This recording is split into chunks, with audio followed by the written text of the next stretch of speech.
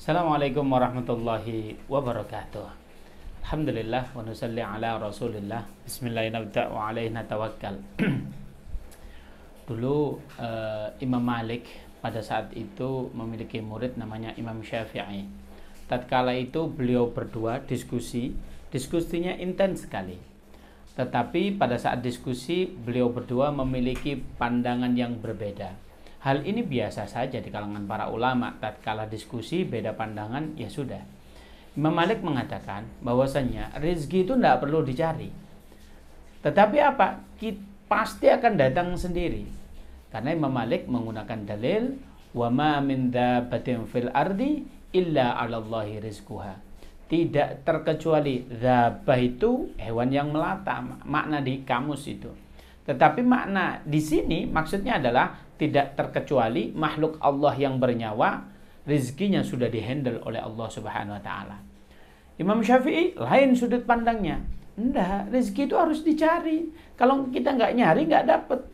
Beliau menggunakan dalil innallaha la yughayyiru ma biqaumin hatta yughayyiru ma bi anfusihim. Sungguhnya suatu kaum itu tidak mungkin berubah kecuali dia mau merubah dirinya sendiri. Maknanya segala sesuatu harus diusahakan. Habis itu beliau berdua tidak sepakat sehingga Imam Syafi'i pamit untuk pulang. Ya sudah guru, saya ingin pamit pulang. Setelah pulang, Imam Syafi'i berpikir keras bagaimana cara membuktikan teori beliau yang betul. Kemudian pada saat itu beliau menemukan orang yang lagi panen anggur.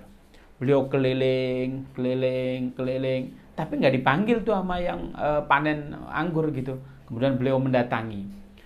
Pak, apakah boleh saya membantu metik anggur kamu? Kemudian engkau setelah aku memetik anggurmu, engkau kasih upah aku yaitu anggurmu. Boleh? Imam Syafi'i itu beliau itu karyanya viral, tapi orangnya tidak begitu dikenal. Mungkin Imam Syafi'i nggak punya foto profil. Masih terkenalan saya ini punya foto profil di WhatsApp begitu ya. Tetapi Imam Syafi'i pada saat itu memetik langsung, dipetik. Nah setelah itu, setelah banyak 2 ember, Pak ini saya sudah bantu kamu, saya sekarang mau pulang. Oke silakan, ini upah kamu. Alhamdulillah, beliau senangnya minta ampun. Bukan berarti beliau itu kerja dapat anggur dia senang, enggak. Tapi beliau itu merasa teorinya betul. Kemudian beliau tidak jadi pulang, tapi beliau balik ke rumahnya Imam Malik. Beliau dengan bahagia mengatakan, Assalamualaikum, waalaikumsalam. Guru, ini ada anggur buat engkau. Wah, guru, ternyata teoriku yang betul bukan teori engkau. Gimana maksudnya? Begini guru. Tadi aku lewat, ada orang yang panen anggur. Pada saat itu saya keliling-keliling, beliau nggak manggil saya. Tapi saya berusaha mendekat, ngelamar, ngajuin diri. Kalau zaman sekarang mungkin punya CV, keahliannya apa. Oh iya, saya mengatakan bisa metik anggur. Barulah kita deal berapa gaji kita. Dikasih anggur, inilah itu. Maknanya apa? Rezeki nggak akan datang sendiri kecuali saya usaha. Apa jawaban Imam Malik? Imam Malik mengatakan, iya, aku ini dari tadi pagi pengen banget anggur. Tiba-tiba kamu kesini ngasih aku anggur. Maknanya rezeki itu memang ada 2 macam. Satu, harus diusahakan. Nama rezekinya namanya kasbi. Yang kedua adalah rezeki itu ada yang nggak perlu kita minta, tapi dikasih oleh Allah. Namanya rezeki dalam bentuk wahbi. Oleh karena itu, kita akan berdiskusi sedikit bagaimana cara mendatangkan rezeki baik itu kasbi maupun wahbi. Baik, kita diskusi sedikit tentang rezeki yang namanya kasbi.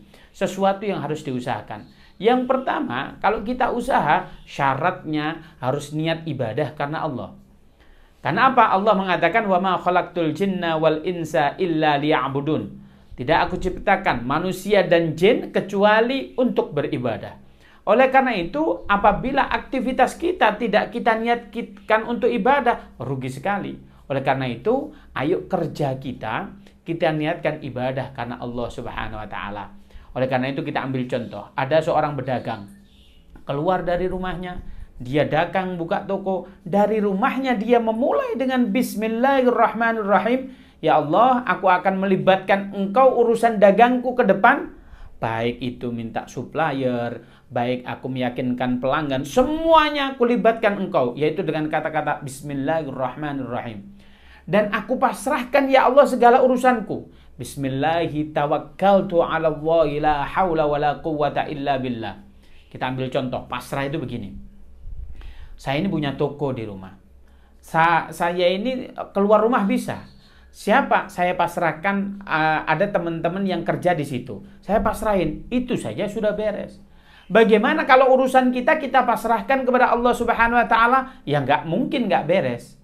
Karena Allah maha dari segala-galanya. Oleh karena itu, kalau kita sudah niat karena Allah Subhanahu wa ta'ala, seandainya kita jualan, nggak laku, ya dihitung ibadah.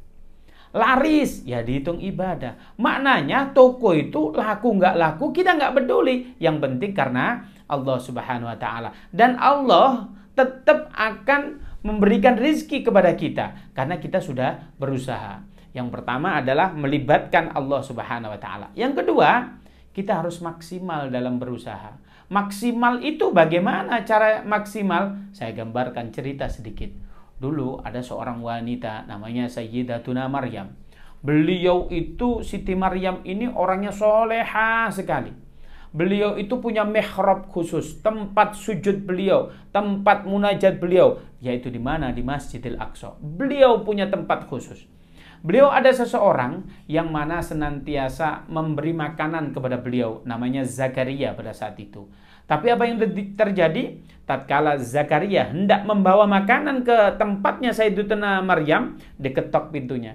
Tiba-tiba dibuka, ternyata di dalamnya sudah ada makanan. Zakaria bilang apa? Anna laki hada ya Maryam. Maryam, ini apa Maryam? Hada min indillah. Saking solehahnya nih orang, jadi orang bermunajat, Allah langsung ngasih makanan terhadap Siti Maryam. Berarti soleha banget. Tetapi orang soleha ini juga diuji oleh Allah Subhanahu wa taala. Diuji apa? Dikehendaki oleh Allah hamil, tapi beliau tidak punya suami. Iya, orang soleh, orang hamil itu 1 bulan 2 bulan nggak kelihatan.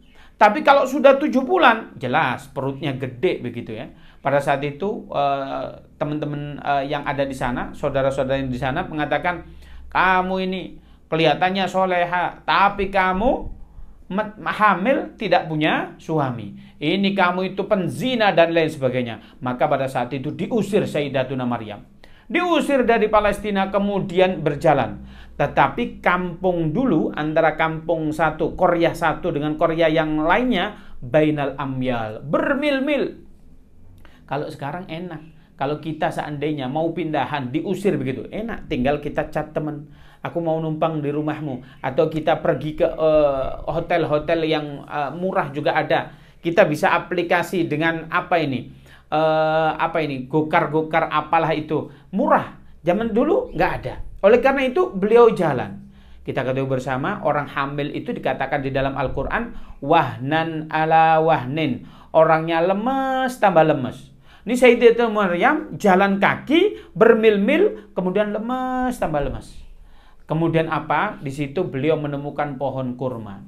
Ini yang menjadi pertanyaan nih. Kira-kira seandainya Sayyidatuna Maryam itu yang soleh hanya luar biasa, minta, ya Allah, aku pengen sate Madura. Kira-kira dikasih nggak sama Allah? Mungkin saja ya kan? Ya Allah, saya ini pengen burger gitu. Kira-kira dikasih nggak? Menurut Anda kira-kira dikasih? Ayo jawab di komen. Ternyata Allah Subhanahu wa taala tatkala Sayyidatuna Maryam meminta makanan kepada Allah Subhanahu wa taala, mintanya cuma sepele. Ya Allah, aku lapar, aku haus, kurma di atas itu turunin ya Allah. Minta ya Allah. Tapi jawaban Allah Subhanahu wa taala, wa ghuzzi ilaiki bi jid'in nahlatin tusakid 'alaihi rutaban janiyya. Tendang itu pohon kurma. Ini orang sesoleha itu minta kurma, Allah tinggal nurunin gampang sekali. Tetapi apa? Sayyidatuna Maryam dengan sisa tenaga yang ada ditendang pohon kurma itu baru jatuh. Yang menjadi pertanyaan, kira-kira yang jatuhin kurma itu Allah Subhanahu wa taala apa Maryam? Jelas Allah. Tapi Allah menurunkan itu sebab Maryam sudah berusaha. Maka usaha kita yang dinilai oleh Allah, usahanya maksimal atau enggak? Kalau ambil contoh ini, di samping rumah saya ini ada pohon kelapa gede banget. Ya nggak gede-gede banget lah, pohonnya segini, tapi dia pendek. Ini kalau ada di antara teman-teman yang yang melihat video ini, tendang itu pohon kelapa, kalau ada yang jatuh satu, saya kasih 500.000. Nggak mungkin. Maknanya apa? Maknanya usaha kita maksimal menjadikan sebab Allah ridho atas usaha kita, baru diberi. Oleh karena itu, syarat yang pertama adalah apa? Melibatkan Allah. Yang kedua, kita maksimal dalam berusaha. Gimana sih usaha kita maksimal dalam berusaha itu zaman sekarang? Ya kalau kita dagang, pilih tempat yang strategis. Kalau kita dagang, ya pilih supplier yang amanah, yang murah, yang good quality, bagus kualitas produknya. Kemudian bagaimana kita memarketingkan atau menjual produk ini dengan bagus. Kalau sekarang di era digital, bagaimana kita bikin copywriting yang bagus, kualitas produk, deskripsi produk ini detail sekali. Itu harus kita bentuk daripada usaha kita yang maksimal. Oleh karena itu, kalau usaha kita sudah maksimal, fa insyaallah akan diijabah oleh Allah Subhanahu wa taala. Kalau kita sudah niat karena Allah, niat ibadah karena Allah, yang kedua kita sudah maksimal dalam berusaha, lalu yang ketiga apa? Yang ketiga itu adalah doa. Doa bagaimana? Ya kita doa, sebab kata baginda Nabi Muhammad SAW, ad-du'a'u silahul mu'min. Doa itu senjata umat mukmin. Bahkan Imam Nawawi mengatakan ad-du'a'u mukhul ibadah. Doa itu inti atau otak daripada ibadah. Oleh karena itu ibadah apapun barengin doa. Kita sudah bismillah, kita sudah ikhtiar dengan baik, maka pastikan kita minta kepada Allah Subhanahu wa taala. Apabila kita sudah minta, ada fase berikutnya yang mana namanya tawakal. Ternyata tawakal itu di fasenya di mana? Bukan hanya di terakhir, tapi tatkala kita bismillah, tawakal kepada Allah. Tatkala kita berikhtiar secara maksimal, di situ ada tawakal. Tatkala kita berdoa, di situ ada tawakal. Tatkala terakhir, semua urusan itu kita pasrahkan kepada Allah Subhanahu wa taala. Fa insyaallah kita akan mendapatkan rizki dalam bentuk kasbi tersebut. Kita sudah bismillah, kita sudah ikhtiar dengan maksimal, kita sudah berdoa, dan semua itu kita pasrahkan kepada Allah Subhanahu wa taala. Tetapi ingat, rizki masing-masing orang itu beda. Sama usahanya, belum tentu rizkinya sama. Kita lihat seandainya ada seseorang pegawai negeri begitu ya, seseorang itu excelonnya sama, beliau pergi ke kantor kadang jamnya sama, kemudian pulangnya sama, tapi kita lihat satu rumahnya besar, satu rumahnya kecil, satu pakai mobil, satu pakai motor, kemudian dia kerjaannya sama, pulangnya bareng, tapi kenapa beda? Satu rumahnya gede cash, yang kedua rumahnya kecil tapi kredit. Dia punya mobil mewah cash, tapi yang satunya punya motor tapi masih kredit. Kerjanya sama. Maknanya rizki itu bukan berarti sama dengan kerjaan kita. Saya sudah kerja begini, seharusnya kita enggak. Kita lihat, kalau rizki itu konsepnya tergantung siapa yang paling alim, dia paling kaya. Enggak. Kalau ada konsep semacam itu berarti orang yang paling alim, kiailah yang paling kaya. Nyatanya tidak. Kalau orang yang paling pinter, profesorlah yang paling kaya. Kalau jabatannya paling tinggi, presiden yang paling kaya. Kalau yang paling keras usahanya, maka tukang batu, tukang becak, beliau lebih berhak untuk kaya. Oleh karena itu, kita cukup berusaha, rizki itu Allah yang menghandle. Itulah yang disebut rizki dalam bentuk kasbi. Lalu rizki dalam bentuk wahbi ini apa? Rizki dalam bentuk wahbi itu bahwasanya kita tanpa meminta kepada Allah Subhanahu wa taala, kita sudah diberi. Kita ambil contoh, kita itu kan mau tidur, besok itu nggak pernah kita itu minta kepada Allah, ya Allah izinkan aku besok bisa bernafas, nggak pernah itu. Ya Allah kasihlah aku bisa biar besok bisa melihat, nggak pernah itu. Tapi senantiasa Allah akan memberikan. Begitu juga rizki wahbi itu, segala rizki yang ditentukan oleh Allah itu tanpa kita minta, kita akan diberi oleh Allah Subhanahu wa taala. Lalu dengan cara apa kita agar supaya rizki wahbi itu datang kepada kita? Dengan cara apa? Dengan cara kita meminta kepada Allah Subhanahu wa taala. Allah Subhanahu wa taala mengatakan, ud'uni astajib lakum. Mintalah kalian kalau kalian ingin minta sesuatu kepadaku. Kita minta apa aja, Allah itu paling senang. Ini kalau ada seseorang ya, tiap hari datang ke rumah, minta. Kalau seorang faiz, pasti dia ada BT-nya begitu ya. Mungkin bosen dan lain sebagainya. Tetapi kalau Allah Subhanahu wa taala, nggak mungkin ada bosennya, nggak mungkin ada kekurangannya. Karena Allah Subhanahu wa taala zat yang maha kaya. Setiap hari kita mintai, maka akan diberikan oleh Allah Subhanahu wa taala. Mintanya apa? Segala sesuatu, dari yang kecil sampai besar, maka boleh. Analoginya sederhana, kalau kita meminta kepada Allah Subhanahu wa taala, kita ambil contoh. Kalau kita seandainya menjadi takmir masjid begitu, diminta audiensi dengan Bapak Gubernur. Seandainya Pak Muhammad silakan besok datang ke kantor gubernur untuk audiensi dengan Bapak Wali Kota atau Gubernur begitu.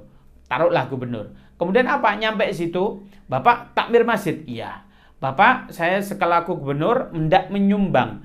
Apa kebutuhan Bapak? Ternyata takmir masjidnya bilang begini, ya Pak, silakan dibantu, kebutuhan saya mungkin 1 sak semen saja.